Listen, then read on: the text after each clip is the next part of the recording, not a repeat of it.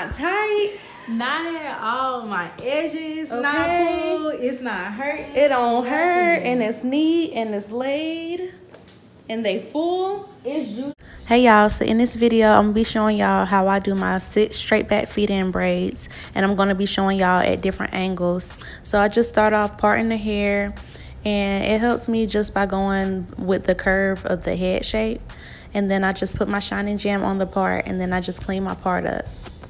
Once I finish that, I just go in with my EBIN 24-hour edge control with the green top, and I lay her edges down, and then I comb it through, and I begin the braiding process.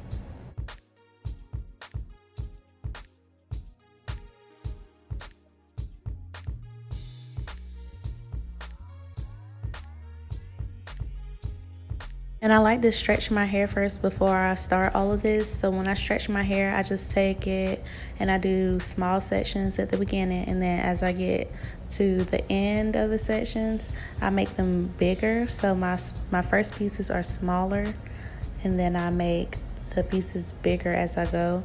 And I take my first section and then I just split that into 3 sections so it'll make it easier to braid in. I section off a piece of my client's hair, I braid that once, and then I immediately add the braiding hair in, and I add that under my index finger, and I just keep on braiding it.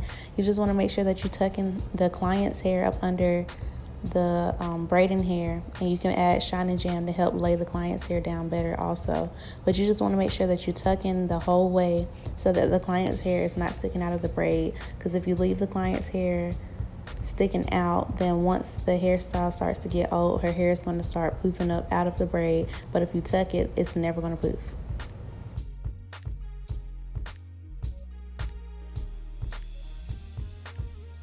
And basically you just continue to add the braid hair until you feel like the braid is big enough to the size that you want it to be.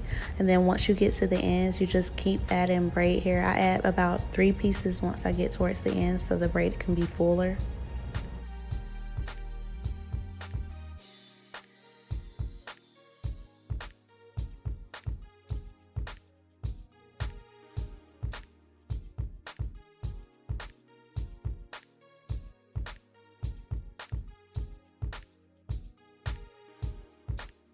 This is where I'm going to continue to add the braid hair in so that her ends can be full. You don't want to just stop before you get to the ends, because you want the braid hair to be, well, you want the braid to be really full. So you just want to add about 3 pieces towards the ends and then braid it down.